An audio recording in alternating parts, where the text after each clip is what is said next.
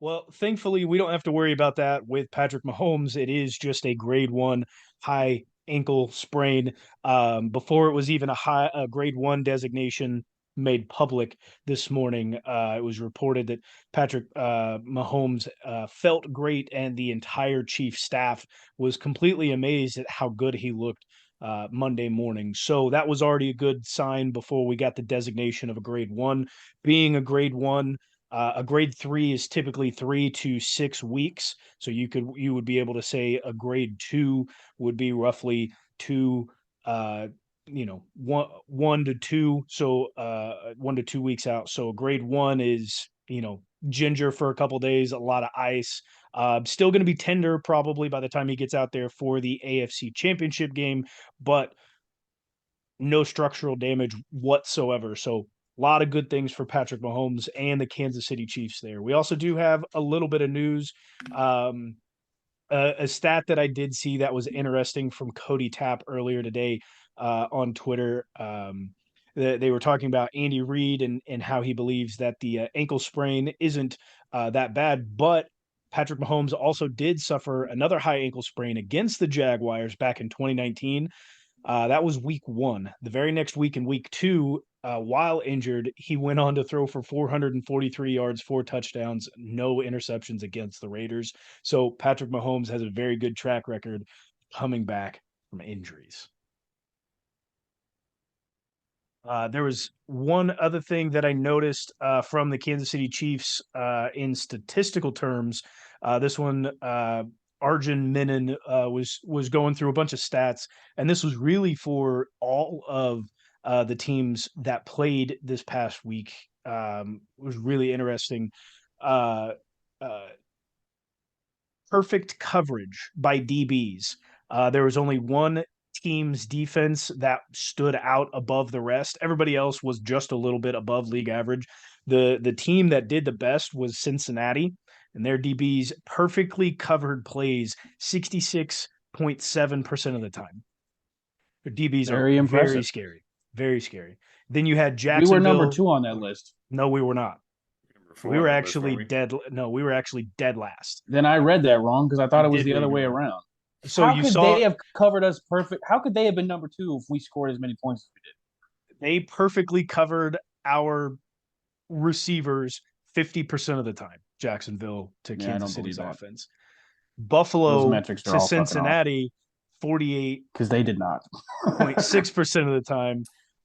Philly to the Giants, 48% of the time. Giants to Philly, 40% of the time. The Kansas City Chiefs DBs were able to perfectly cover Jacksonville's wide receivers 11.4% of the time. Better than nothing. It's sad to see again rookies, but at this point in their career, they're no longer rookies. They're year one guys. Okay. And this falls on Steve Spagnuolo. Either that or these guys just aren't good. It's one or the other. And I I cannot believe that these guys are just not that good. see. That's where I think you're getting a little too carried away with the numbers because I don't think they played that bad. No, it wasn't that they played that bad. And part of that is like Tybo was saying, it didn't look like our coverage was that poor. To be honest, we had a shit ton of pressures. Chris Jones and Mike Dana, Karloftis, like the defensive line and the blitzes that were coming were timed and run and executed so well that the passes weren't really able to come off. And a lot of times those passes were also dropped. You look at one of those the plays where it wasn't covered so well by the DBs was the Christian Kirk drop 40-yard bomb. So it just didn't work out in their favor. But our defense, our DBs were not that good this week. Well, I was more so questioning the numbers on Jacksonville covering us perfectly 50% of the time Yeah. because we only missed 10 passes. Henne and Mahomes were 27 for 37. I'm not sure exactly what kind of metric that is or how you determine, but that They is definitely that is the weren't numbers that covering are out. Travis Kelsey perfectly. Well, No. that's the only person they couldn't cover perfectly because he had 17 targets, 14 catches. Next closest was Kadarius Toney with 7 targets and 5 catches. Other than that, nobody else got more than 2 targets. And MVS had to go and get a touchdown. I hate that guy, man. It's a nice catch. Mahomes Well, had to no, put it it was up a pretty good. high. It was a good catch. He almost looked like actually the went Jordan out. logo when he caught it. He actually went out and did his job for once. It was really good to see Oh my MVS God. like actually participating and being like He's actually having playing football. being a contributing factor in a game for once. 1 catch for 6 yards and 1 touchdown.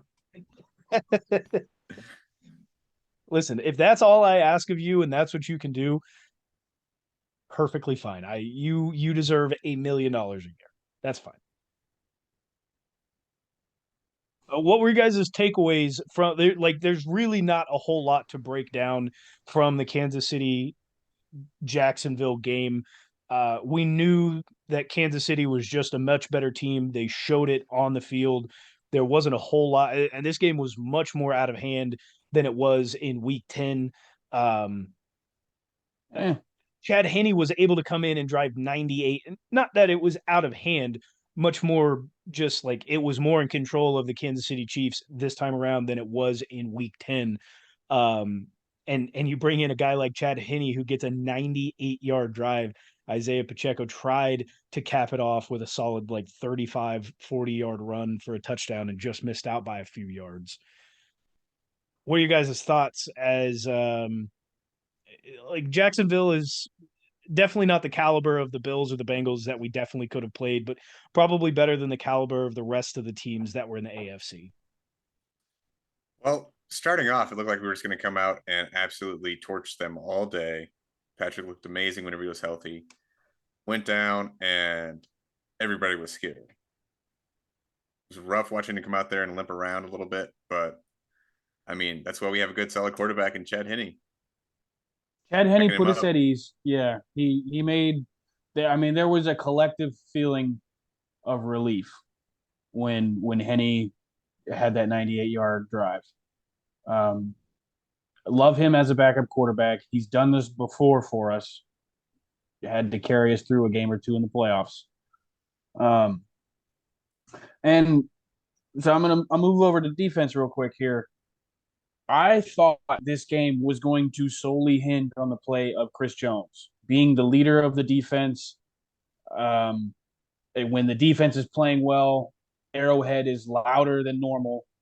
But I was kind of wrong. Chris Jones didn't have a great day.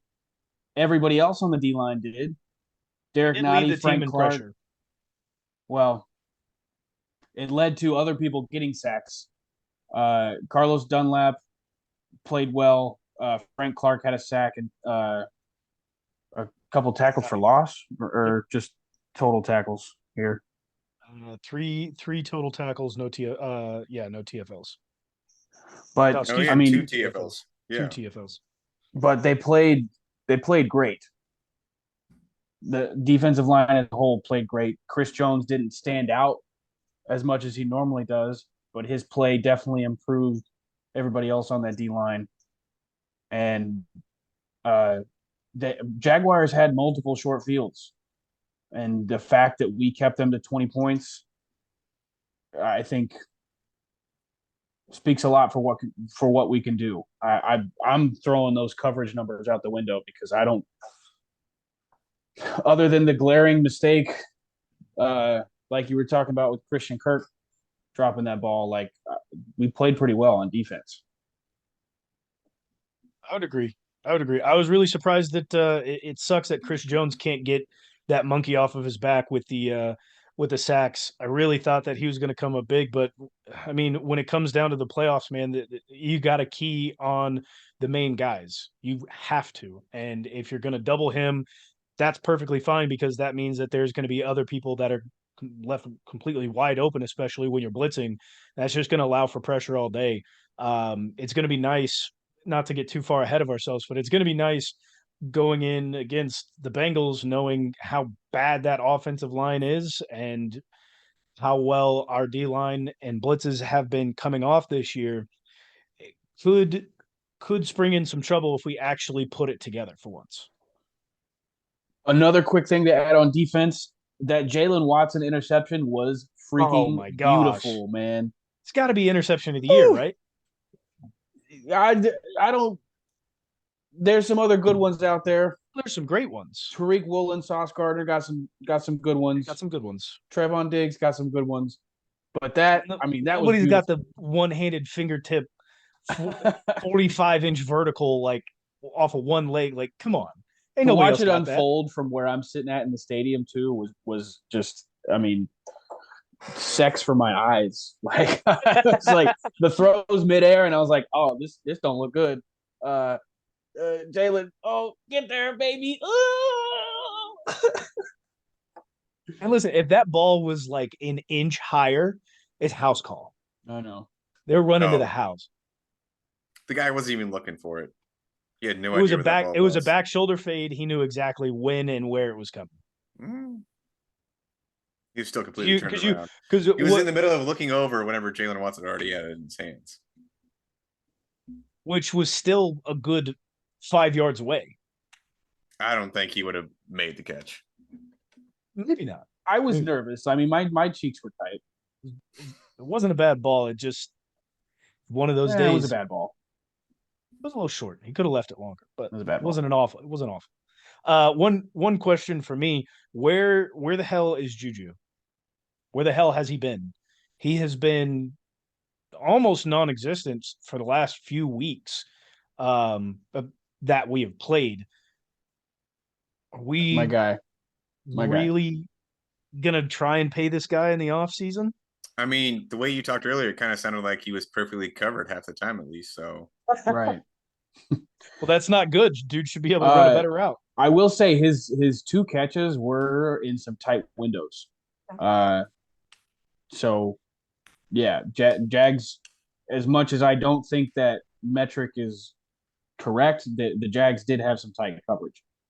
But Juju he's not old, but he is older than some of the guys on the team, and he's one of those guys that's picked up injuries along the way that are, affect those veteran guys. He's 26. I understand, but he's been playing longer than most of our receivers. He's been playing longer than Kadarius Toney. He's been playing longer than MVS. Like, we got to kind of be. BS is 28. Has he been in the league as long as Juju though? Yeah. Okay. Well, whatever. MVS doesn't have as many injuries on his timeline. He's one of those guys you kind of have to baby his playing time at certain points. And I mean, if you think he's, if health is in question at all, like his playing time is gonna get restricted. But we haven't needed him to have huge games. We're winning games. Kadarius Toney can't touch him, son. Like that boy is shifty, dude. Juju doesn't move like Kadarius Toney. He's a possession receiver. Like, all the possession targets were going to Travis Kelce. So but he made catches when he needed to, when we went to him. Should we have seen more from Isaiah Pacheco? absolutely, yeah. 12 carries, 95 yards. I think If he got those 20, if he would have got those 20 carries, we'd have seen a 200-yard game out of the man. Well, it's not the offense. It's not what we do. When Pat's out, we still throw the ball. Chad Henne, 5 for 7, baby. Didn't do too bad. Only 23 yards. And I mean, well, because they were all just like little dinkers. And how many times did Henne target Travis? Like Pat was only looking Travis's way, and then Chad comes in, it's the same stuff.